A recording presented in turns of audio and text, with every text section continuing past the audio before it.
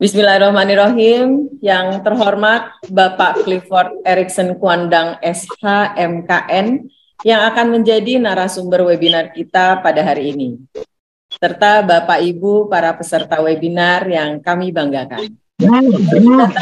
Di webinar Buat PT Lebih Cepat dari Buat Kopi, seberapa pentingnya memiliki badan usaha bagi UMKM. Assalamualaikum warahmatullahi wabarakatuh. Selamat pagi semuanya. Alhamdulillah kita dapat berkumpul bersama dalam webinar Buat PT Lebih Cepat dari seberapa penting memiliki badan usaha bagi UMKM. Perkenalkan, saya Mirah Ayu yang akan memandu webinar hari ini. Hadirin yang berbahagia, sebagai pembuka bisa saya sampaikan Smesco Indonesia adalah sebuah institusi lembaga pemerintah di bawah Kementerian Koperasi dan UKM yang diberi amanah oleh negara untuk memberikan layanan pemasaran bagi produk UKM. Smesco hadir menjadi sebuah ekosistem bagi pelaku bisnis UKM Indonesia. Dalam melaksanakan tugasnya, Smesco berkolaborasi dengan berbagai pihak untuk mendorong tumbuh kembangnya bisnis UMKM di Indonesia. Walaupun tugas Smesco yang pokok adalah membuka akses pasar seluasnya bagi UKM, namun nyatanya di lapangan UKM banyak yang terkendala memasuki pasar yang sudah tersedia karena akses legalitas, khususnya badan hukum. Terkait hal itu, Smesco hadir memberikan solusi kemudahan kepada pelaku UKM untuk mempunyai badan hukum dengan lebih mudah. Salah satunya adalah dengan cara menggandeng dan berkolaborasi dengan kontrak hukum. Baiklah, sebelum memulai pemaparan materi yang menjadi inti acara hari ini, saya akan memperkenalkan sosok yang menjadi narasumber kita hari ini, yaitu Bapak Clifford Erikson Kuandang SH MKN. Beliau adalah seorang legal associate notary dari kontrak hukum, di mana sebelumnya beliau adalah lulusan dari pendidikan sarjana di Universitas Pelita Harapan Surabaya, dengan prestasi yang luar biasa nih Bapak Ibu, sebagai Best Student of Law Study Program. Tidak hanya itu, beliau, Bapak Clifford Erikson Kuandang SH MKN, juga telah mendapatkan gelar Magister Kenotariatan dari Universitas Indonesia. Baiklah, sebentar lagi kita akan mendengarkan pemaparan materi yang akan disampaikan oleh beliau, dan selama penyampaian materi, peserta hanya diperbolehkan berkomentar atau bertanya melalui chat. Dan sesi tanya jawab akan dibuka setelah materi selesai disampaikan. Baiklah, kita akan memulai acara ini, yaitu pemaparan materi webinar seberapa pentingnya memiliki badan usaha bagi UMKM, buat PT lebih cepat dari buat kopi. Kepada Bapak Clifford, kami persilahkan. Baik, terima kasih atas waktu dan kesempatannya, Bu Ayu dan tim dari Smesco. Perkenalkan, nama saya Clifford Erikson Kuandang. Pada pagi hari ini, saya akan membantu men-sharingkan kepada Bapak dan Ibu sekalian bagaimana caranya membuat sebuah badan usaha yang sebenarnya itu bisa lebih cepat daripada pembuatan kopi. Mungkin kita langsung masuk saja pada materi. Nah, sekarang saya akan mencoba menjelaskan mengapa legalitas itu adalah sebuah jantung usaha. Di mana seperti kita tahu, di dalam tubuh kita, jantung itu memiliki peran yang sentral dari untuk mengurus peredaran darah kita atau membantu kita agar dapat beraktivitas dengan normal. Sama seperti halnya jantung, legalitas pada sebuah usaha adalah sebuah prosedur untuk membuat sebuah usaha yang kita jalankan itu berjalan dengan normal atau tanpa hambatan, baik dari kepastian hukumnya saat melakukan usaha tersebut, lalu ketika ada support dari pemerintah atau ada kebijakan-kebijakan khusus yang dikeluarkan oleh pemerintah, kita juga dapat sudah comply atau dapat sudah memenuhi hal tersebut. Lalu ketika nanti melakukan pembiayaan atau bekerja sama baik itu pihak ketiga dan juga investor, kita juga dengan mudah kita dapat mengatakan bahwa kita sudah legal nih, operasi-operasi kita sudah berjalan dengan normal sehingga para investor atau pihak-pihak yang melakukan kerjasama dengan kita tidak perlu takut adanya hambatan-hambatan yang terjadi saat pelaksanaan usaha kita. Next. Nah, saya akan jelaskan sedikit mengenai perjalanan bisnis atau bagaimana sih proses pembuatan sebuah usaha tersebut. Nah, pertama-tama dari kita dulu, dan kita biasanya mencari partner atau bisa juga kita secara sendiri berinisiatif untuk menjalankan sebuah usaha. Nah, setelah kita sepakat untuk menjalankan usaha itu dengan partner atau kita sudah selesai mengkonsep, biasanya tahap selanjutnya adalah eh, langsung pada pendirian badan usaha. Padahal ada satu step yang biasanya terlewat di sini, yaitu untuk HKI atau perlindungan hak kekayaan intelektual, di mana kita harusnya melindungi merek kita terlebih dahulu sebelum mendirikan sebuah badan usaha. Nah, setelah kita sudah melindungi sebuah merek atau melindungi hak kekayaan intelektual kita, barulah lanjut kepada tahap pendirian badan usaha. Di sini nanti kita akan memutuskan apakah kita mau mendirikan PT, sebuah CV, atau yang lagi ngetren sekarang perseroan perorangan begitu. Setelah nanti badan usaha kita sudah established, sudah mendapatkan SK, selanjutnya lanjut pada tahap operasional, di mana perusahaan kita sudah berdiri tapi belum memiliki license khusus. Nah, ini pada tahap operasional kita akan mengurus izin-izin usahanya agar dapat comply dan dapat menjalankan bidang usahanya secara legal di Indonesia. Setelah tahap operasional, di mana perusahaan kita sudah berjalan dengan normal, barulah kita masuk ke tahap fundraising. Ya, biasanya para pelaku usaha akan berusaha untuk mencari investor-investor atau penggalang dana, di mana dengan modal-modal tambahan kita bisa mengembangkan usaha kita lebih besar lagi dari yang kita dirikan sebelumnya. Oke, kita next. Nah, saya akan menjelaskan sedikit mengenai apa-apa saja sih kesalahan-kesalahan yang dilakukan pada para pelaku usaha dalam menjalankan bisnisnya. Yang pertama, tidak adanya founder agreement. Padahal founder agreement ini adalah sebuah dasar fundamental yang diperlukan para pendiri usaha untuk menjalankan usahanya. Mengapa begitu? Nanti ketika di tengah jalan ada ketidaksepakatan atau ada sengketa-sengketa terhadap para pendiri, hal ini bisa dimitigasi dengan adanya founders agreement. Adanya perjanjian-perjanjian awal yang dilakukan para pendiri sebelum melakukan usahanya. Lalu yang kedua, kurang mengertinya pentingnya hak kekayaan intelektual, di mana seperti tadi saya katakan, harusnya hak kekayaan intelektual atau at least branding merek ini harus dilindungi terlebih dahulu sebelum mendirikan badan usaha. Mengapa seperti itu? Kesalahan-kesalahan yang sering dilakukan orang-orang adalah melakukan usaha terlebih dahulu, sudah berjalan beberapa tahun, lalu tiba-tiba ada gugatan, atau saat melakukan pendaftaran mereknya tidak bisa, karena sudah ada pihak-pihak lain yang mengklaim brand-brand yang kita mau lindungi nih. Nah, padahal brand tersebut atau usaha tersebut sudah kita jalankan selama beberapa tahun. Nah, ini ada proses-proses yang harus dilakukan lagi, atau bahkan kita harus mengganti brand kita, dan itu tentu saja tidak diinginkan oleh para pelaku usaha. Lalu telat dalam melakukan pendirian badan usaha. Biasanya ini dilakukan oleh perorangan ketika kita berbisnis tanpa adanya badan usaha, lalu kita mau melakukan pitching kepada investor, atau bisa saja kita melakukan kerjasama terhadap pihak ketiga, terhadap orang-orang eksternal. Nanti akan ditanya berikutnya, Bapak atau Ibu ada PT atau tidak? Bolehkah kita minta NPWP perusahaan agar kita dapat melaporkan pajaknya begitu? Nah, di sini biasanya akan terhalang, lalu biasanya para pihak ketiga yang bekerja sama dengan kita atau para investor yang mau menginvest kepada kita menjadi ragu-ragu. Bagaimana kita bisa percaya terhadap sebuah usaha yang tidak memiliki badan usaha? Lalu selanjutnya tidak comply pada perizinan.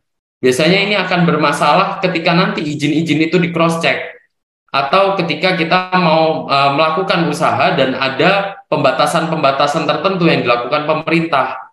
Nah, ini tentunya akan menghalangi usaha bahkan sampai pada tahap pembekuan usaha sehingga kita tidak dapat menjalankan lagi usaha kita. Lalu tidak memiliki perjanjian atau kontrak-kontrak yang esensial untuk perlindungan hukum seperti tadi pada Founders Agreement, atau ada juga NDA atau Non-Disclosure Agreement, lalu biasanya perjanjian dengan para pekerja, dan perjanjian-perjanjian fundamental lainnya. Lalu tidak memiliki dokumen-dokumen legal-legal yang terkait dengan HR atau Human Relation, dan juga tidak memahami implikasi pajak. Biasanya pajak ini akan bermasalah pada perubahan akta perusahaan, nanti akan dipertanyakan ketika kita mau melakukan perubahan terhadap badan usaha kita, biasanya ketika akan submit di Kementerian Hukum dan HAM akan terhalang karena pajaknya belum comply atau tidak ada perpajakan yang dilaporkan. Nah, ini juga dapat implikasinya juga dapat berdampak pada kelangsungan usaha, karena ketika tidak comply dengan pajak, pajak juga dapat membekukan usaha kita karena tidak memenuhi kewajiban perpajakan. Oke, kita next. Nah, bagaimana tentang legal needs untuk mendirikan sebuah usaha? Kebutuhan legalitas apa saja yang diperlukan? Nah, ini saya membaginya pada 3 tahap, yaitu pre-establishment, post-establishment, dan growth. Pre-establishment adalah tahap di mana kita mengkonsep, kita merancang sebuah usaha kita atau mendirikan dasar-dasar dan fondasi yang dibutuhkan untuk mendirikan usaha kita. Baik dari itu pendaftaran merek, perancangan merek tersebut, lalu pengkonsepan agar merek ini menjadi sebuah brand yang unik, lalu kita mendirikan sebuah badan usaha, baik itu pendirian PT, CV, atau PMA yang sesuai dengan badan usaha yang ingin kita jalankan. Lalu selanjutnya pada tahap post-establishment, itu kita mulai merancang kontrak-kontrak yang dibutuhkan, baik dari itu dari internal maupun eksternal, baik dari itu PKWT atau perjanjian terhadap para pekerja kita, dan juga perjanjian-perjanjian lain yang dilakukan kepada distributor, supplier, lalu kepada pihak-pihak ketiga lain yang membantu kita untuk menjalankan bisnis yang akan kita lakukan. Dan selanjutnya berlanjut kepada tahap growth, di mana kita mau memperbesar bisnis usaha kita. Mungkin kita akan bekerja sama dengan pihak-pihak asing, atau kita akan mendirikan, misalnya PT kita mau mendirikan PT lain nih, atau biasanya kita sebut dengan joint venture, itu juga bisa. Lalu nanti ada franchise dan berbagai bidang-bidang atau tindakan-tindakan usaha lainnya atau tindakan-tindakan korporasi untuk membantu bisnis kita berkembang. Itu pun membutuhkan beberapa legal-legal, termasuk akta-akta notaris begitu. Next. Nah, di sini saya akan menjelaskan perbedaan dari badan-badan usaha yang ada di Indonesia. Yang pertama adalah CV, atau biasanya kita katakan persekutuan komanditer, di mana ciri khasnya ada 2 pendiri, yaitu pesero aktif yang bertanggung jawab untuk melangsungkan perusahaan atau menjalankan usaha itu secara langsung, dan pesero pasif, di mana dia hanya menaruh permodalan dan bertanggung jawab sebesar modal tersebut. Nah, kepemilikannya di dalam CV itu juga terdiri dari modal usaha, tidak ada modal dasar di situ, dan tanggung jawabnya dilakukan tanggung renteng. Oke, kita next dulu. Nah, syarat-syarat dasar apa saja sih yang dibutuhkan untuk membuat sebuah CV? Yang pertama dari nama, terdiri dari 3 kata dan harus bahasa Indonesia. Di sini kesalahan utama biasanya orang-orang agar keren, CV-nya dilakukan penamaan dengan bahasa-bahasa asing. Padahal bahasa asing atau penamaan CV dengan penamaan badan usaha dengan bahasa asing itu hanya diperbolehkan pada PT PMA. Lalu kadang diberikan kata-kata singkatan di situ, padahal tidak diperbolehkan menggunakan singkatan. Nah, lalu bidang usaha itu ada pada bidang usaha utama dan penunjang, di mana bidang usaha utama adalah bidang usaha yang kita jalankan secara utama atau yang paling utama untuk dijalankan, sedangkan penunjang ini adalah bidang-bidang usaha mana yang membantu kita untuk melancarkan bisnis kita pada bidang usaha utama. Dan semuanya itu harus dipersamakan dengan bidang-bidang usaha yang terdapat dalam KBLI 2020.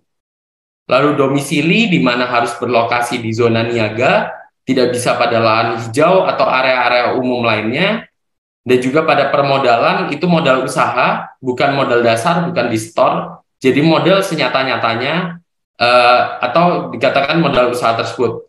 Lalu untuk pemegang saham ada dua, yaitu pesero aktif atau sekutu aktif dan sekutu pasif atau pesero pasif. Oke, next. Lalu ada perseroan perorangan dan perseroan terbatas. Mungkin Bapak dan Ibu di sini sedikit-sedikit tahu mengenai perseroan perorangan karena semenjak adanya UU Cipta Kerja di sini, perseroan perorangan menjadi hot topic gitu atau hal yang menarik untuk diperbincangkan. Di mana perbedaan utama yang terbesar dari perseroan perorangan dan perseroan terbatas adalah perseroan perorangan dapat didirikan hanya oleh satu orang, tidak membutuhkan dua orang dengan harta kekayaan terpisah seperti PT. Jadi biasanya PT ini ketika didirikan oleh dua orang, yaitu harus hartanya terpisah, di mana tidak boleh suami istri yang tidak melakukan perjanjian kawin atau perjanjian pemisahan harta. Ketika ada suami istri yang ingin mendirikan usahanya berbentuk PT dan tidak memiliki perjanjian kawin atau perjanjian pemisahan harta, maka diperlukan orang lain atau pihak lain untuk mendirikan perseroan terbatas tersebut. Nah, hal ini berbeda dengan perseroan perorangan di mana tadi saya katakan hanya butuh satu orang. Namun ada pembatasan-pembatasan yang dilakukan di mana perseroan perorangan hanya dapat dilakukan oleh usaha mikro dan kecil, tidak bisa menengah sampai besar, tidak bisa juga didirikan oleh asing. Oke, kita next.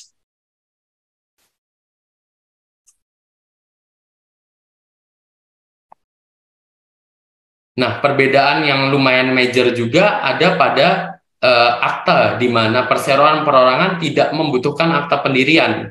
Produk yang keluar hanyalah SK Kemenkumham.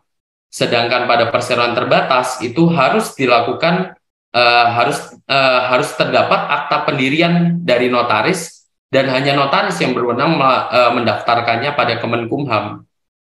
Nah, mungkin di sini terlihat sangat simpel ya. Tapi pada prakteknya biasanya bank-bank nasional ketika melakukan pendanaan atau ketika kita mau melakukan peminjaman, maka biasanya mereka meminta adanya akta pendirian yang mana tidak dimiliki oleh perseroan perorangan. Maka untuk saat ini ketika kita mau melakukan peminjaman dana kepada bank, biasanya perseroan terbatas lebih lancar untuk melakukan peminjaman tersebut daripada perseroan perorangan. Oke, kita next dulu. Syarat-syaratnya kurang lebih sama seperti CV, di mana namanya harus terdiri dari 3 kata yang berbahasa Indonesia, lalu bidang usahanya ada utama dan penunjang, lokasinya juga di zona niaga, dan ada beberapa usaha juga yang tidak boleh menggunakan virtual office atau tidak boleh sewa alamat bisnis. Nah, di sini nanti compliance-nya akan sampai kepada OSS. Nanti ketika di OSS, ketika terdapat penggunaan usaha atau badan-badan usaha yang menggunakan virtual office atau sewa alamat bisnis, ada beberapa bidang usaha yang tidak diperbolehkan. Jadi harus berkantor secara fisik. Lalu pada modal, di sini modalnya tidak hanya modal usaha, tapi dibagi menjadi modal dasar dan di store, di mana modal di store adalah minimal 25% daripada modal dasar. Meskipun dalam peraturan yang terbaru, modal dasar sekarang tidak ditentukan. Lalu pada pemegang sahamnya, minimal 2 pemegang saham, baik dari individu atau badan hukum, yang memiliki kekayaan terpisah ya, seperti yang tadi saya jelaskan. Lalu pada pengurusannya terdiri dari minimal 1 direktur dan komisaris. Nah, di sini biasanya komisaris seringkali dipersamakan orang-orang oleh pesero pasif dalam CV. Padahal kewenangannya berbeda, di mana pesero pasif dalam CV itu bertanggung jawab sebesar hanya sebatas modal, sedangkan komisaris di sini adalah pengawas dari direktur dalam menjalankan usahanya. Begitu. Dan direktur dan komisaris dalam sebuah perseroan terbatas tidak harus menjadi pemegang saham dalam PT tersebut. Sedangkan dalam CV, pesero pasif dan pesero aktif juga merupakan pemegang saham atau pemilik modal dari badan usaha tersebut. Oke, kita next. Nah, ini biasanya common practice atau biasanya praktek-praktek yang dilakukan saat kita melakukan pendirian badan usaha di notaris gitu. Kita biasanya datang kepada kantor, jadi kita harus meluangkan waktu untuk berjanji dengan notaris tersebut untuk mendirikan badan usaha. Biasanya dari situ notaris akan meminta dokumen-dokumen kelengkapan yang dibutuhkan, lalu notaris akan mengcopy itu dan membutuhkan waktu yang lumayan lama. Mungkin nanti setelah 2-3 hari, notaris itu akan melakukan pembuatan atau drafting minuta dan akan direview minutanya. Setelah itu sekitar 2-3 hari lagi melakukan janjian untuk tanda tangan akta tersebut.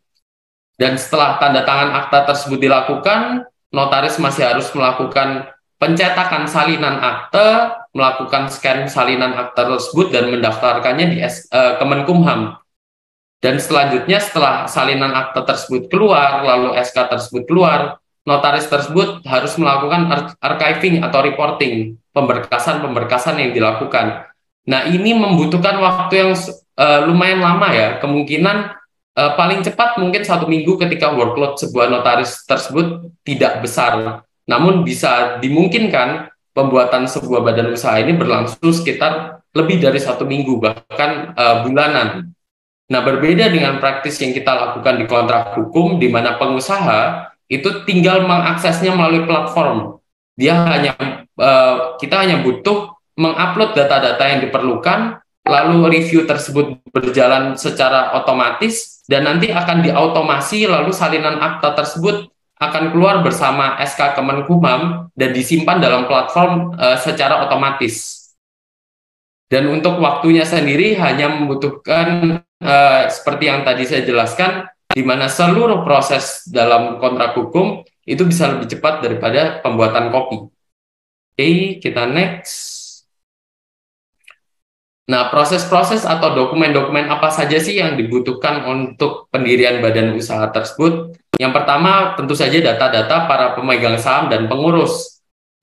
Kalau misalnya perorangan, kita membutuhkan KTP dan NPWP, namun kalau misalnya badan usaha yang ingin mendirikan sebuah PT, itu dibutuhkan akta pendirian dan perubahan, serta SK-SK Kemenkumham yang produk dari akta perubahan dan pendirian tersebut.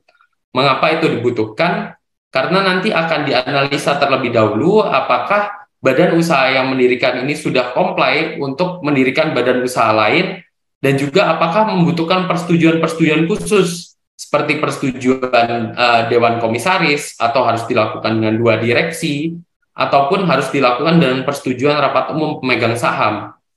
Nah, setelah data-data tersebut, selain daripada KTP, NPWP, dan akte, klien juga harus melengkapi form-form online nih, di mana klien akan menentukan nama-nama preferensi yang diinginkan untuk pendirian PT tersebut, lalu menentukan domisili atau tempat kedudukan, bidang-bidang usaha apa yang mau dijalankan, bagaimana struktur permodalannya, susunan pemegang sahamnya bagaimana saja, dan pengurusnya siapa saja, dan mengupload dokumen-dokumen lokasi usaha yang dibutuhkan. Atau biasanya dokumen-dokumen sewa alamat bisnis, atau dokumen akta sewa, dan lain-lain. Oke, kita next. Nah, sekarang kita masuk pada OSS, yaitu produk online single submission yang nanti melahirkan NIB. Saya untuk mempermudahnya akan menyatakan bahwa NIB ini seperti layaknya NIK kita.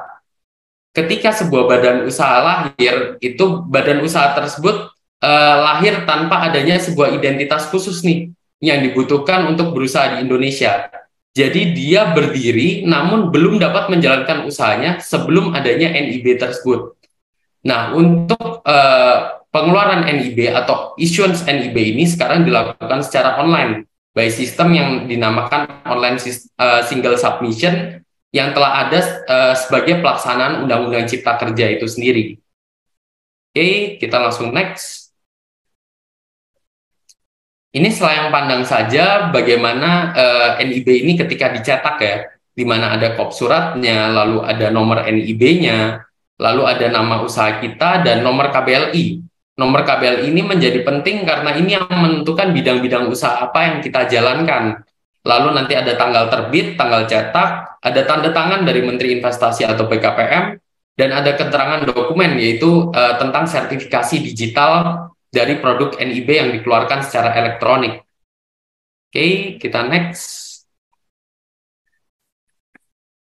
Nah, bagaimana sih dengan online single submission berbasis resiko tersebut?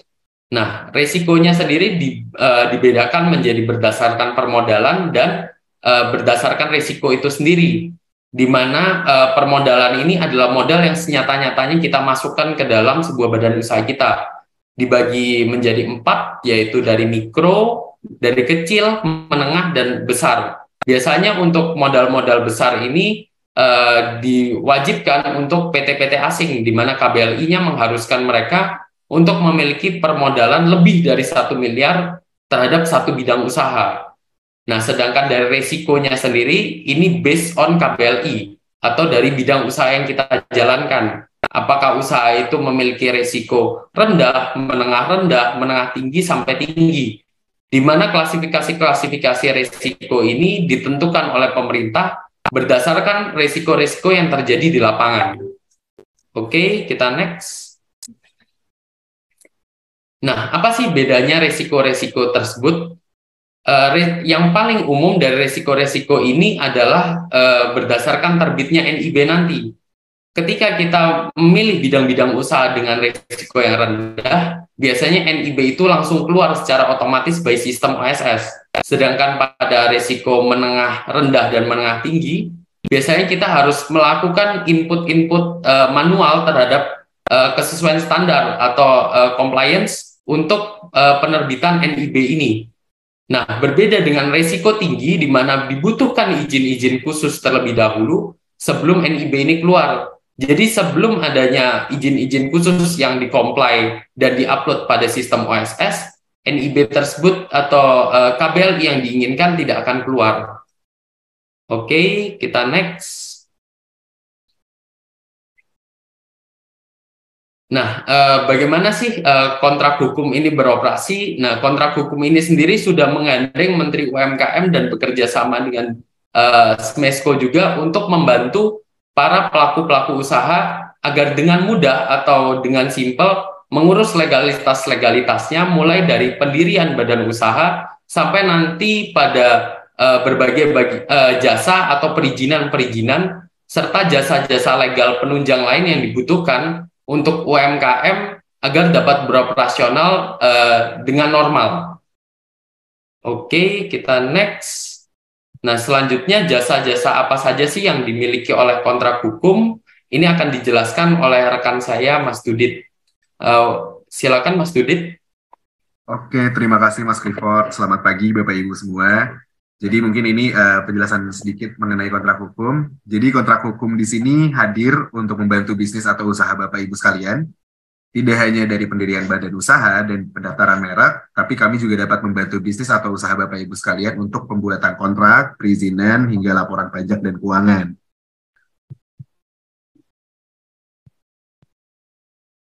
Lalu platform kami juga, karena kami platformnya online, jadi platform online kami juga dapat Bapak Ibu akses lewat website kami di www.kontrakhukum.com, di mana ketika sudah berada di laman website, Bapak dan Ibu akan dibantu oleh digital asisten kami, Lawrence, yang selanjutnya nantinya Bapak dan Ibu akan dihubungkan oleh Lawrence langsung ke tim service kami. Dan jika ada pertanyaan lebih lanjut mengenai legal, boleh langsung aja chat kami di helpline kontrak hukum di 0821 1212 5767 atau bisa scan barcode yang ada di layar Bapak Ibu sekalian. Terima kasih Bapak dan Ibu, selamat pagi. Mungkin boleh langsung dioper ke Bu Ayu lagi ya. Oke, terima kasih paparannya Bapak Clifford dan Bapak Dudit. Apakah kita bisa kalau ada pertanyaan langsung dijawab atau nunggu berapa pertanyaan dulu baru dijawab gabung ini Pak Clifford? Mungkin untuk lebih interaktif bisa langsung saya jawab ya. Ya, buat teman-teman yang mau bertanya, Bapak Ibu silahkan raise hand untuk sementara aku bisa bacain pertanyaan yang udah ada di chat ya, Pak Clifford. Baik. Ini ada dari Pak Edi Hindrianto. Itu kalau foundernya suami istri apa perlu founder agreement juga, Pak? Pertanyaannya gitu. Silakan jawab, Pak. Untuk suami istri sendiri sebenarnya butuh. Kenapa butuh founder agreement? Karena balik lagi ke tadi, di mana meskipun terkait atau terikat dengan perkawinan ya, tapi bisa saja dalam menjalankan usaha ini terdapat ketidaksepakatan yang terjadi. Makanya itu untuk pendirian badan usaha dibutuhkan founders agreement, dan ini tidak hanya terbatas pada orang yang berbeda, namun orang yang terdekat dengan kita, karena kita tidak tahu bagaimana proses atau bagaimana hal-hal yang terjadi ketika kita menjalankan sebuah usaha tersebut.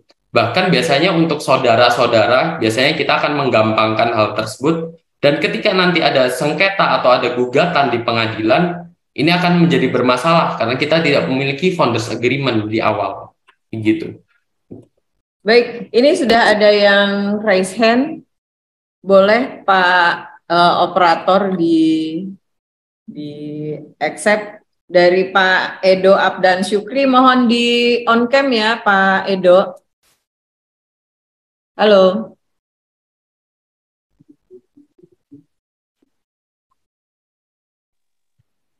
Ya, silakan Pak Edo yang ditanyakan. Terima kasih Ibu Ayu. Yang mau saya tanyain gini, apakah PT perorangan ini wajib bayar pajak atau gimana Bu untuk pengurusan pajaknya? Boleh dijelasin kepada Bapaknya. Terima kasih. Baik, akan langsung saya jawab ya. Untuk PT perorangan sendiri tetap membutuhkan compliance pajak. Nanti akan keluar NPWP khusus dari perseroan perseorangan itu, gitu. Jadi tidak ada pembeda antara PT biasa dan perseroan perorangan terhadap kewajiban perpajakan. Tetap harus ada pelaporan pajak, tetap akan ada NPWP yang keluar, gitu. Gimana Pak Edo? Sudah cukup ya? Oke Bu, terima kasih Bu. Berikutnya ini Pak Yayuko atau Ibu Yayuko bisa di on cam. Oke, Mas. Oh ya, silakan Bu Yayuko.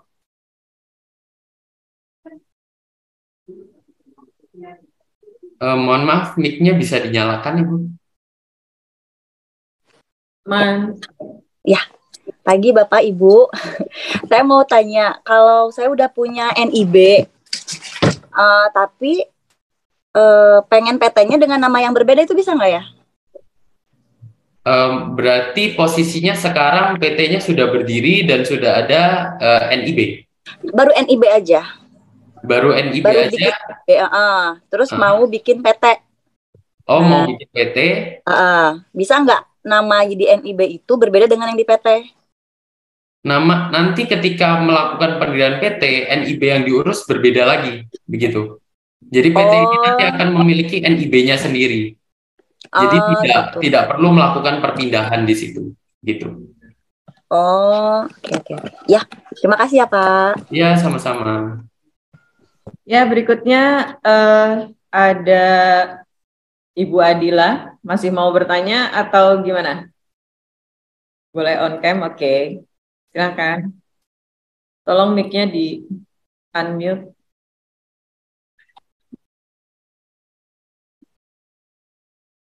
Makasih Bu atas kesempatannya.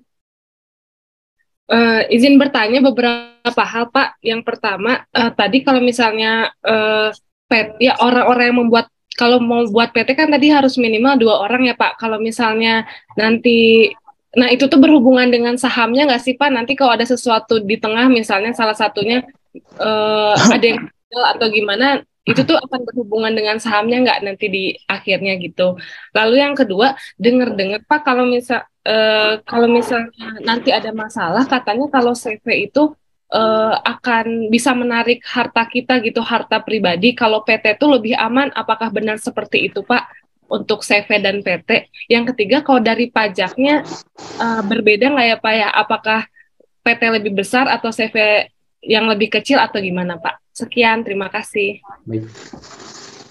Yang pertama saya jelaskan dulu mengenai apabila nanti bagaimana kalau misalnya ada masalah terhadap para pemegang saham atau misalnya ada salah satu yang mau melepas saham itu. Nanti dalam PT-nya akan dilakukan akta perubahan, yaitu perubahan oper saham atau bisa juga dalam bentuk akta jual beli saham yang nanti saham itu akan dialihkan kepada orang lain. Namun yang pasti ketika seorang mau mengeluarkan diri dari perusahaan tersebut, maka tetap dibutuhkan dua orang atau lebih ya yang memiliki harta kekayaan terpisah. Jadi misalnya ketika pendiriannya dua orang lalu satu mau keluar, maka harus dicari satu orang lagi. Tidak bisa hanya satu orang ini berdiri sendiri begitu. Lalu yang kedua terkait CV ya. Iya. Ya, dari boleh di ini lagi pertanyaannya ya, Bu ya? Yang kedua ini Pak, saya dengar kalau nanti misalnya ada masalah, misalnya perusahaannya bangkrut atau apa, katanya kalau CV itu bisa harta pribadi kita bisa kena nih, bisa jadi ikut diambil, sedangkan kalau PT itu lebih aman. Nah, apakah benar begitu Pak atau gimana? Oh iya, baik. Untuk CV sendiri yang bisa dikenakan sampai harta pribadi itu hanyalah pesero aktif. Sedangkan pesero pasifnya hanya bertanggung jawab sampai modal. Memang betul bahwa apabila melakukan pendirian PT atau badan usahanya PT, dia akan disamakan seperti orang terpisah di dalam di mata hukum. Jadi ketika nanti PT-nya bangkrut, tidak akan sampai kepada harta pribadi, hanya sampai pada harta yang dimiliki oleh PT itu sendiri. Namun dengan catatan bahwa jika bisa dibuktikan direksi, komisaris, dan organ-organ perseroan lainnya melakukan kegiatan bisnis itu tanpa menyalahi wewenang ya. Jadi apabila ditemukan bahwa adanya penyalahgunaan wewenang oleh salah satu organ perseroan, maka tanggung jawabnya bisa sampai kepada harta pribadi. Namun apabila tidak ditemukan atau sebenarnya perusahaan ini hanyalah gagal dalam menjalankan dalam menjalankan usahanya, maka tanggung jawab PT tersebut hanya sampai harta yang dimiliki oleh PT, tidak sampai harta pribadi. Lalu terkait yang terakhir adalah kewajiban perpajakan, baik dari itu CV maupun PT, itu sama saja. Jadi tidak ada perbedaan atau perlakuan khusus kecuali nanti ada PT PKP, namun itu ketika modalnya sudah di atas 5 miliar. Namun ketika bidang usaha yang dijalankan belum sampai 5 miliar atau PT-nya masih berskala mikro atau kecil, itu sama saja dengan CV. Begitu. Baik. Ya, untuk yang berikutnya mungkin kita bacain dulu nih Pak Clifford. Ini ada beberapa pertanyaan mengenai haki. Itu sebenarnya tadi udah dijelaskan juga di dalam slide ya Pak ya, untuk cara pendaftaran haki tapi ini ada pertanyaannya, apakah kalau untuk mengurus haki itu harus punya NIB dulu atau dan punya izin legal badan usahanya atau gimana Pak? Mungkin itu Pak, bisa digabung nih, ada beberapa pertanyaan tentang haki. Untuk haki sendiri itu tidak memerlukan sebuah badan usaha terlebih dahulu untuk mengklaim haki tersebut. Jadi haki ini dapat diajukan oleh perorangan.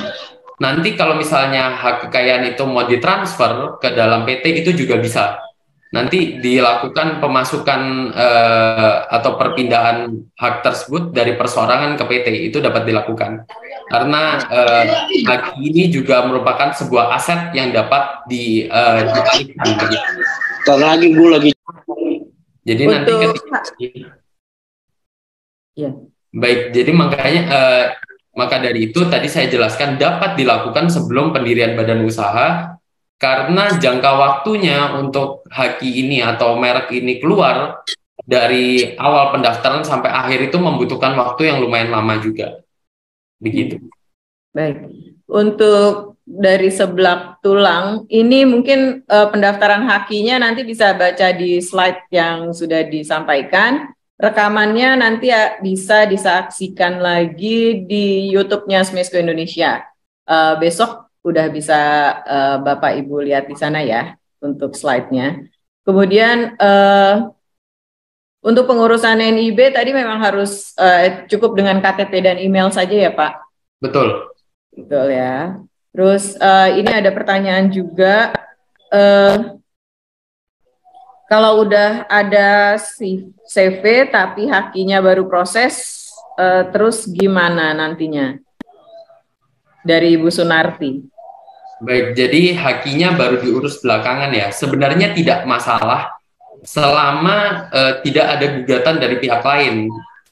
Namun memang pada dasarnya untuk pendaftaran haki itu prosesnya karena di Indonesia sistemnya adalah first to file, atau yang pertama kali yang mendaftarkan adalah yang berhak terhadap hak kekayaan intelektual tersebut, maka disarankan untuk cepat-cepat nih. Kalau memang sekarang sudah terlambat, sudah mendirikan CV baru mendirikan haki, tidak masalah. Karena balik lagi lebih baik dilindungi daripada tidak sama sekali. Namun himbauan untuk mendirikan atau mendaftarkan haki tersebut sebelum pendirian badan usaha itu untuk teman-teman atau bapak ibu yang belum memiliki badan usaha sama sekali ini. Namun apabila sudah memiliki badan usaha ya tidak apa-apa.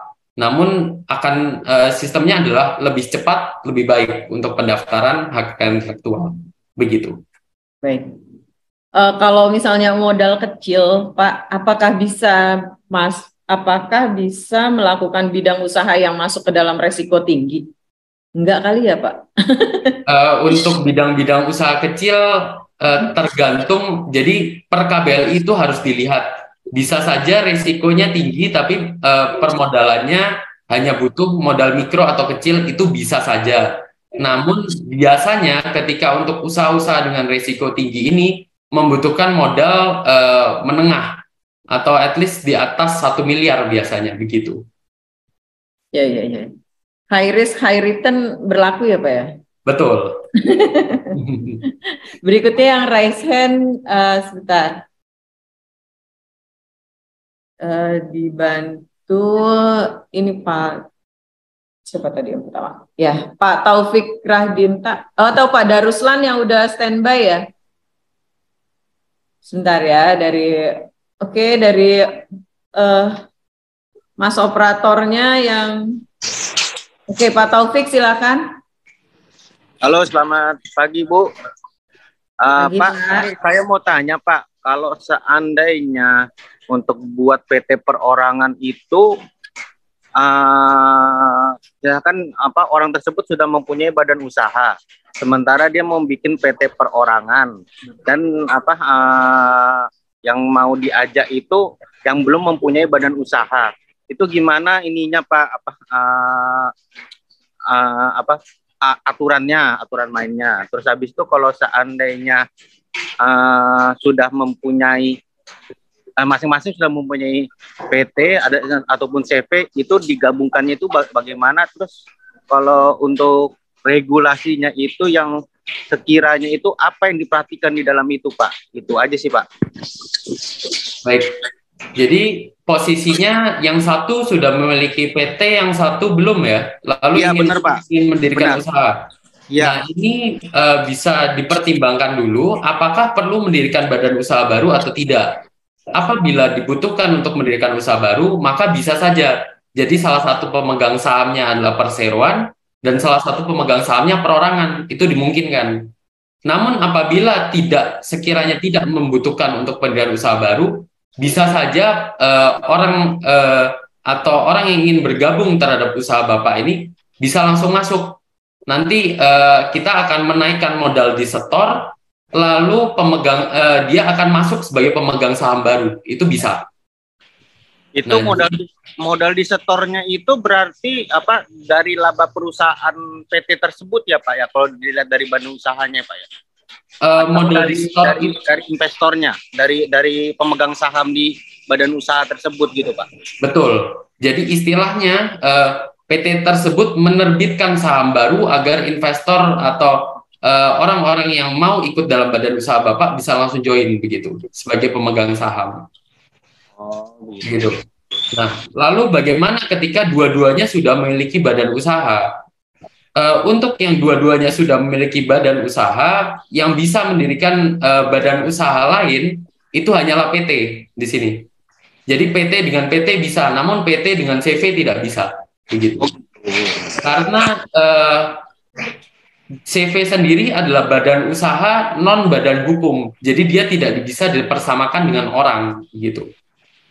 Namun untuk PT dia bisa dipersamakan dengan orang, maka dari itu beberapa PT dapat mendirikan PT lain atau biasa istilah yang kita kenal joint venture gitu, Bang. oh gitu. Berarti kalau seandainya dia mempunyai badan usaha berupa CV, tapi dia membuka PT perorangan dengan badan usaha, cuman tidak membawa CV-nya, nggak masalah ya Pak ya? Tidak masalah. Oh gitu ya. Oke Pak, itu aja sih Pak. Baik, Terima kasih Pak. Ya, sama-sama. Silakan, terima kasih Pak Taufik.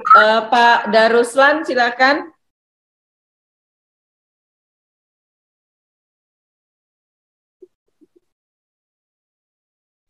Selamat pagi, Bu. Halo?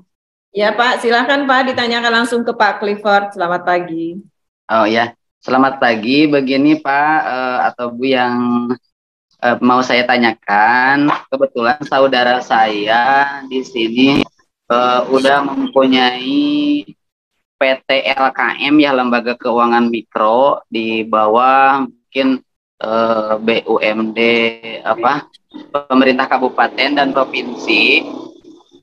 Beliau itu dipinta untuk NIB atau perizinan dari OSS. Nah, dicoba sama saya dibuatkan atau ini ternyata tidak bisa gitu Pak ya. Jadi masih terkendala dengan ada catatannya nama tersebut bukan sebagai pemegang saham atau penanggung jawab, padahal kalau lihat dari dokumen PT LKM tersebut dari tahun 2015 itu udah keluar SK Kemenhukam atau SK pengesahan akhir ya, yang ada AHU itu udah punya dan izin OJK-nya udah ada, tetapi untuk pendaftaran di OSS itu tidak bisa gitu Pak untuk badan usaha PT LKM tersebut.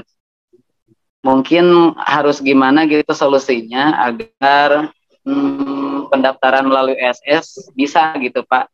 Itu aja yang saya mau tanyakan. Baik. Seperti itu. Mengenai compliance dari OSS sendiri, OSS itu sistemnya sinkron dengan sistem AHU. Nah, ini memang ada beberapa kasus yang kami tangani di kontrak hukum, ada kasus-kasus serupa. Dan paling cepat adalah caranya menganalisa dulu dari akta-aktanya dan kemudian dari SK-nya, lalu ada sistem namanya tarik data perseroan, itu juga kami dapat lakukan.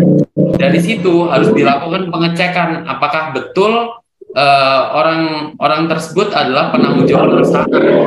Setelah itu, apabila ternyata dari tarik data AHU terdapat ketidaksinkronan, kita masih harus melaporkan lagi ke AHU. Jadi memang prosesnya banyak titik beratnya pada AHU tersebut.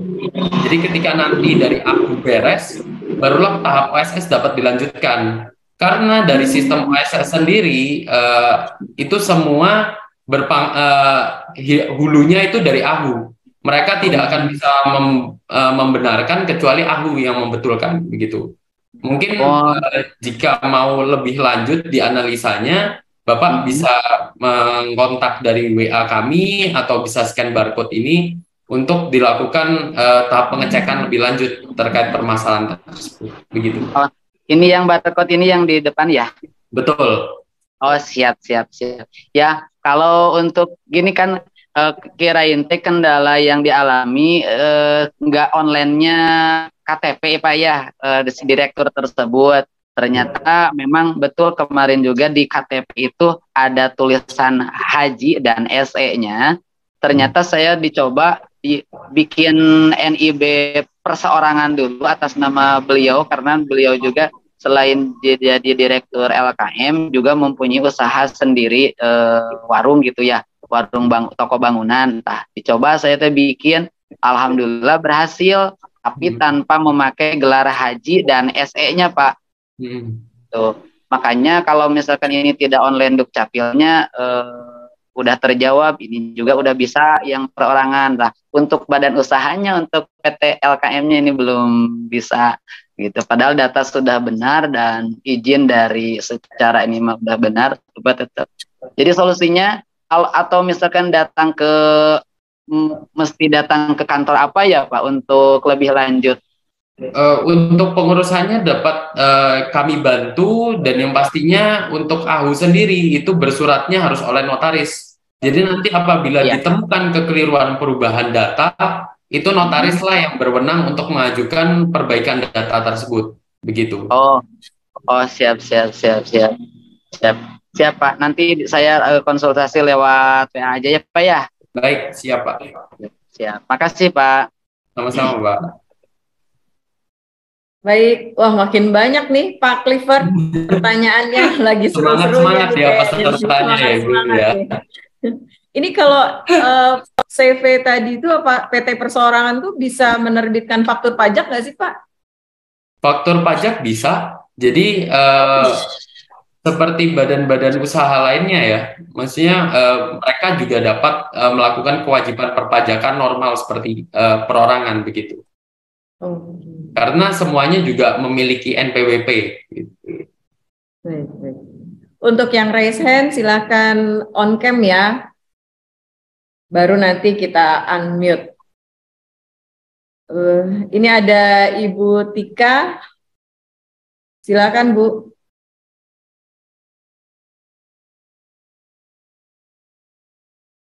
Belum unmute deh kayaknya.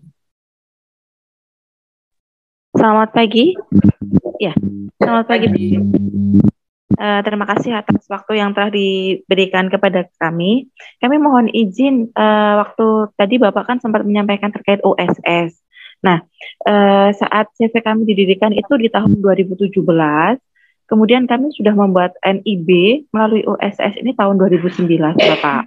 Nah, saat ini kan OSS itu ada yang terbaru, Bapak, OSS RBA. Nah, yang pertama yang kami tanyakan, OSS RBA ini apakah berbeda dengan OSS yang saya buat tahun 2019? Jika berbeda, apakah memang saya perlu upgrade dari yang 2019 saya buat itu menjadi OSS RBA saat ini? Begitu Bapak Ibu, mohon bantu arahannya. Dari OSS sendiri berbeda Ibu, karena di 2020 ini OSS 2020 ke atas OSS yang diterapkan adalah OSS berbasis risiko. Dan juga dari KBLI-nya atau bidang-bidang usahanya itu menggunakan KBLI 2020 yang terbaru.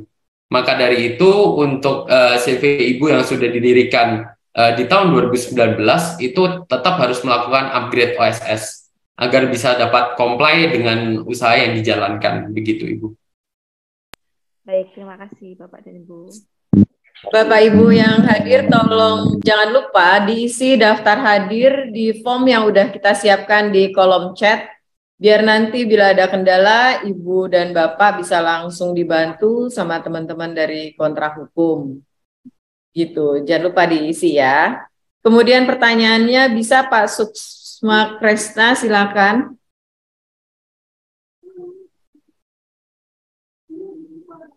Ya, silakan Pak Suksma. Ya, selamat pagi Ibu dan Bapak Cliff. Mohon izin bertanya, saya agak datang terlambat di webinar sekarang ini. Jadi saya punya pertanyaan, saya belum memiliki legalitas PT atau CV. Ini memang sudah saya pikirin sejak lama. Saya memiliki beberapa sub usaha atau sub bisnis. Jadi ada subbisnisnya, ada jasa kebersihan panggilan dan jasa konstruksi bangunan. Untuk subbisnis yang produk barang itu ada produk bahan pangan dan produk sadang. Nah, ketika saya akan mendirikan suatu legalitas PT atau CV, apakah itu bisnis dari semua yang saya jalankan ini bisa dalam satu naungan PT atau CV? Tapi saya sih berharap saya inginnya PT, karena yang tadi saya simak untuk PT sendiri itu resikonya tidak akan ketika bangkrut, tapi saya tidak berharap perusahaan ini bangkrut. Ketika bangkrut itu tidak membawa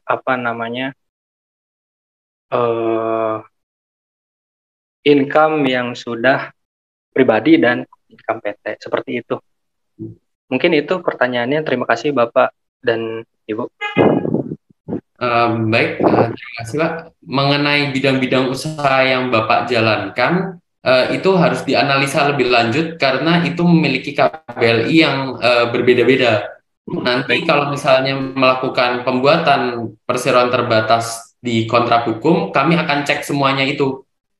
Nah, setelah kami analisa, nanti kami bisa get back ke Bapak apa-apa saja yang dibutuhkan. Misalnya ternyata di bidang konstruksi dibutuhkan permodalan khusus, atau ternyata ada perdagangan-perdagangan yang ada bidang-bidang usaha yang tidak bisa digabung, seperti perdagangan besar itu tidak bisa digabung dengan perdagangan eceran begitu. Namun dari bidang-bidang usaha yang Bapak katakan, selain pandang saja, sepertinya bisa Pak untuk digabung menjadi satu badan usaha atau satu PT gitu.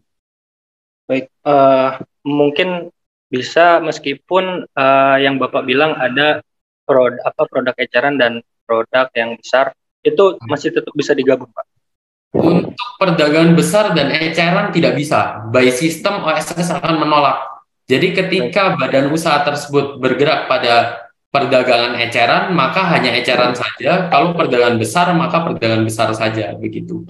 Baik, mungkin yang terakhir Pak, untuk perbedaan perdagangan besar dan perdagangan eceran itu apa Pak? Nah, kalau misalnya perdagangan eceran itu langsung ke konsumen. Namun kalau perdagangan besar ini, wholesale ini biasanya dilakukan kepada produsen lain atau kepada distributor begitu Pak. Baik. Artinya sesuatu yang tidak bisa langsung kepada konsumen itu dilakukan perdagangan besar di situ. Baik, mungkin cukup ya. Terima kasih Bapak dan Ibu. Selamat siang. Selamat siang. Jangan lupa absennya tolong diisi. Buat yang tadi bilang katanya susah diisi, kayaknya udah diperbaiki sama panitia. Tolong diusahakan kembali masuk ke link yang sudah disediakan untuk diisi datanya ya. Supaya bisa dapat bantuan juga dari teman-teman dari kontrak hukum untuk kendala yang dihadapi. Kayak ini ada yang nanya nih Pak, KBLI itu bisa ditambah nggak sih? Terus biayanya berapa? Mau dijawab di sini atau nanti silakan chat? Baik, silakan. Saya akan jawab terkait penambahan KBLI itu bisa dilakukan dengan perubahan. Kalau misalnya pada perusahaan perorangan, maka dilakukan perubahan dan keluar SK perubahan. Namun ketika nanti PT atau CV nanti harus membuat akta perubahan. Nah, kalau misalnya PT nanti ada harus dilakukan RUPS untuk melakukan penambahan bidang usaha dan juga nanti SK-nya itu keluar SK yang disahkan oleh Kemenkumham. Nah, terkait pricing sendiri mungkin bisa dibantu tadi scan barcode atau kontak di WhatsApp terkait pricing perubahan-perubahan akta tersebut. Ini ada pertanyaan juga dari Pak Ruby Ana. Malah kayaknya udah lengkap deh nih Pak Clifford. Dia izin bertanya, selama ini usahanya belum berbadan hukum tapi udah punya NPWP, NIB udah ada, brand juga sudah haki. Wah, ini sih tinggal bikin badan hukumnya aja nih. Nanti kalau membuat PT perorangan, apa kita bisa memakai nama berbeda akan tetapi brandnya tetap Ruby, itu gimana tuh? Baik, kalau misalnya kita mau mendirikan PT dengan nama berbeda, bisa-bisa saja. Untuk kepemilikannya, brandnya menggunakan Ruby, kembali lagi bahwa Bapak Ruby sendiri sudah memiliki memiliki hak eksklusif terhadap merek tersebut. Jadi sah-sah saja ketika digunakan. karena merek ini bermasalah ketika ternyata pemegangnya adalah orang lain begitu. Ya, betul. Silakan untuk lebih jelasnya bisa di-scan barcode yang ada atau dihubungi nomor yang tertera ya, Bapak Ibu. Ini ada Ibu Dini Putri Pratiwi, kayaknya dari tadi deh. Dia cuman nggak bisa on cam katanya. Silakan Ibu, apakah mau? Baik, terima kasih Ibu atas kesempatannya. Mohon maaf saya tidak bisa on cam. Saya mau nanya terkait alur untuk pengajuan HAKI. Tadi dijelaskan itu bisa dilakukan di awal sebelum kita melakukan pembuatan legalitas usaha begitu.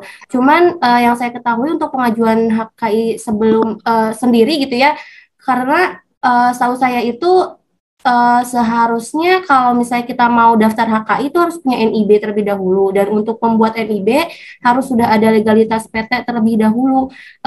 Mohon arahannya sih, Pak, mungkin saya keliru begitu.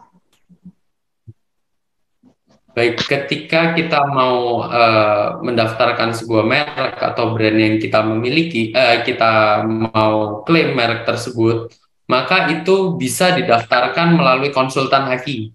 Nah, kontrak hukum sendiri memiliki konsultan HAKI yang berkompeten untuk menangani pendaftaran tersebut. Nanti prosesnya mulai dari Ibu mengajukan merek tersebut, lalu nanti akan dianalisa apakah merek ini beresiko atau tidak, berapa persen resiko ditolaknya, atau ternyata bisa langsung maju, dan nanti kewenangan pendaftarannya diwakilkan langsung oleh konsultan HAKI tersebut. Begitu. Baik, terima kasih. Oh ya, terima kasih ya Pak. Ya, baik. Tapi Bu boleh menanggapi? Ya, boleh. Oh iya. Berarti kalau misalnya kita mau bikin pengajuan HKI sendiri begitu ya, itu tidak bisa ya Pak ya, karena itu tadi ketika saya lihat tuh harus memasukkan NIB, dan di NIB-nya sendiri harus ada nomor AHU atau apa ya, akta kalau tidak salah gitu, yang berkaitan dengan legalitas PT-nya itu sendiri begitu. Baik, sebenarnya bisa diajukan perseorangan. Jadi kalau perseorangan tidak membutuhkan NIB atau AHU, karena untuk merek yang didirikan oleh PT itu baru memerlukan NIB dan SPKU begitu. Baik. Namun mengapa disarankan untuk menggunakan konsultan HAKI? Karena biasanya kita iseng mendaftarkan, lalu ternyata nanti sudah berjalan 1,5 sampai 2 tahun lebih, tiba-tiba ditolak nih begitu. Itu kan lumayan sakit hati ya. Kita sudah menunggu lama, kita sudah bayar dan langsung ditolak. Sedangkan kita tidak tahu nanti tahap hearing, tahap banding, dan lain sebagainya begitu. Makanya untuk pendaftaran hak kekayaan intelektual ini akan lebih baik jika ada konsultan HAKI yang mendampingi Ibu dalam pendaftaran merek atau hak kekayaan intelektual tersebut. Gitu. Terima kasih. Sama-sama. Ya betul ya Pak, kalau untuk urusan HAKI karena menyangkut pihak lain juga dan pasti waktunya akan lebih lama, mendingan didampingin ya Pak ya. Betul. Karena kalau sendiri gitu kan pengetahuannya juga agak terbatas ya. Betul. Tentang untuk banding segala macam. Ya. Karena yang mengetahui peraturan terupdate juga biasanya konsultan HAKI-nya. Jadi konsultan HAKI lebih mengetahui bagaimana cara merek yang Ibu miliki dimodifikasi sedemikian rupa, kalau misalnya mirip dengan yang lain ya, agar menjadi unik dan bisa sah terdaftar begitu. Berikutnya ini ada Pak Irham Fitroni, apakah sudah siap Pak Irham? Ini ada pertanyaan singkat banget nih Pak. PNS boleh nggak sih bikin PT? Baik, kalau tidak salah, saya masih belum terlalu memahami mengenai topik ini. Namun kalau tidak salah, memang dulu PNS tidak boleh mendirikan PT. Namun seingat saya aturan tersebut sudah dicabut, di mana PNS boleh mendirikan PT begitu. Baik, Pak Irham sudah siap? Silakan. Ya, siang Bu. Makasih kesempatannya. Mau tanya Pak, jadi kemarin saya udah bikin NIB, terus kebetulan usaha yang saya jalankan ini bidang catering. Nah, terus waktu kita pilih KBLI yang jasa boga, kalau nggak salah, itu resikonya kan masuk tinggi ya. Betul. Nah itu nggak bisa, kayak apa ya, prosesnya mandek aja di situ terus. Terus akhirnya kita coba katanya yang bisa PIRT itu KBLI yang resikonya rendah. Akhirnya kita pilih KBLI bumbu masakan kalau nggak salah. Nah, maksud saya pertanyaannya untuk kedepannya apakah bisa kita pilih KBLI jasa boga atau dibiarin gini aja ya? Baik, terkait hal tersebut, sebenarnya kalau masuk kepada bumbu masakan sepertinya kurang tepat, begitu Pak. Namun, seingat saya ada beberapa KBLI lain yang dapat digunakan untuk mengatasi masalah ini. Memang beberapa klien kami kemarin juga sempat ada halangan, di mana dia mau mendirikan catering, namun permodalannya butuh di atas terbatas. Ya.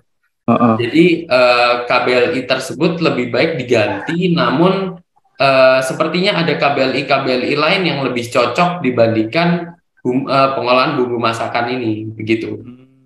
Kalau boleh diinformasikan KBLI-nya apa ya kodenya? Saya tidak mengetahui secara spesifik, maksudnya karena KBLI itu ada banyak ya. Namun mungkin bisa dikonsultasikan dengan tim kami untuk di cross check lebih lanjut gitu. Karena KBLI-nya sangat banyak. Seingat saya mungkin di jasa boga apa gitu. Namun nanti bisa soalnya jasa boga yang kita temuin itu resikonya tinggi. Betul. Sedangkan kita masih UMKM. Betul. Ada satu bidang usaha, namun saya lupa KBLI spesifiknya karena ada ribuan KBLI di situ. Iya. Terus mau nanya lagi Pak, misal KBLI mau penambahan itu ada batasnya nggak sih? Maksimumnya sampai berapa ya? Baik. Kalau untuk penambahan KBLI sendiri sebenarnya tidak ada batasan. Namun kembali lagi semakin banyak KBLI, maka permodalan yang dibutuhkan untuk bidang-bidang usaha tertentu pasti akan semakin banyak, dan juga banyak pemenuhan syarat yang harus dilakukan nih, begitu. Jangan sampai nanti biasanya kecerobohan orang-orang adalah memasukkan sebanyak-banyaknya KBLI, lalu salah satu tidak comply. Nah, dengan alasan salah satu bidang usaha ini tidak comply, pemerintah itu berhak untuk menutup atau membekukan bidang usaha tersebut, begitu. Maka dari itu KBLI ini meskipun tidak ada batasannya harus sebijak mungkin, gitu. Kemarin ada klien kami yang datang ke kami dengan sebuah komplain, begitu. Jadi didaftarkan oleh notaris dan notaris itu mungkin tidak mengetahui KBLI atau tidak mendalami ilmu untuk mengisi OSS ini, didaftarkan sekitar 40 KBLI. Nah, akhirnya begitu keluar, memang NIB-nya dari data perseroan ditarik keluar, namun dari NIB OSS-nya tidak keluar sama sekali.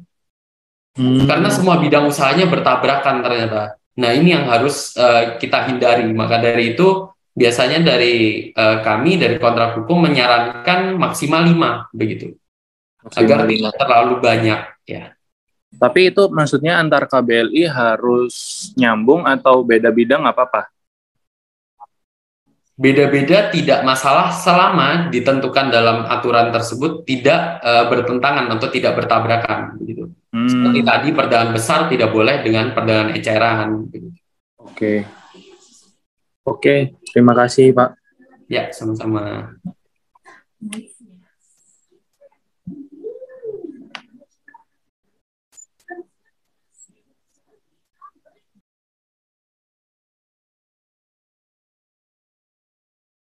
Baik, ini saya juga agak sedikit menjawab. Kebetulan saya melihat chat oleh Pak Zamzam ya, bagaimana cara menghapus KBLI. Sama seperti penambahan KBLI, Pak, harus dilakukan akta perubahan di situ.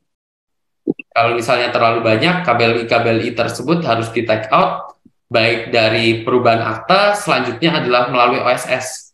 Nanti di OSS-nya juga bisa dilakukan penghapusan atau take out KBLI yang tidak digunakan, gitu.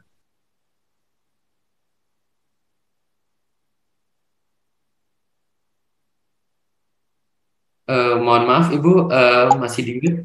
Ya. Baik, mohon maaf.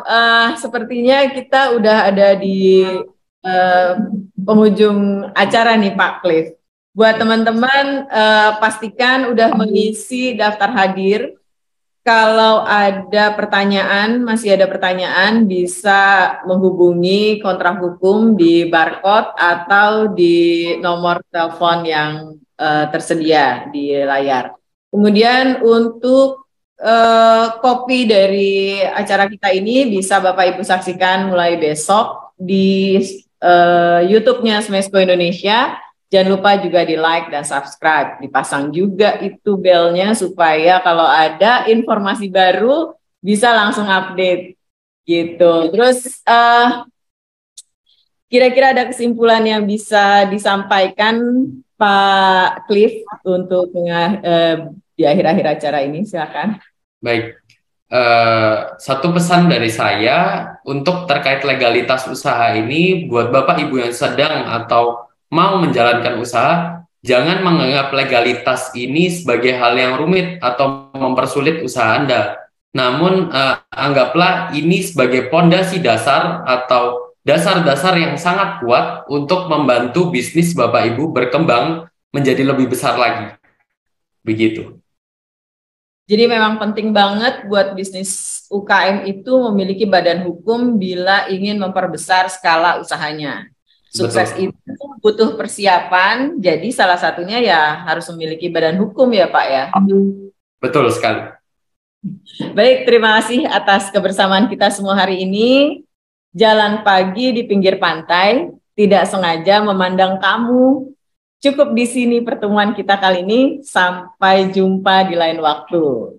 Terus ada satu lagi nih pantunnya, biru laut tandanya dalam, lumba-lumba pandai menyelam.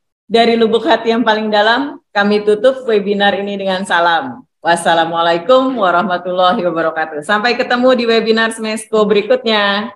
Salam.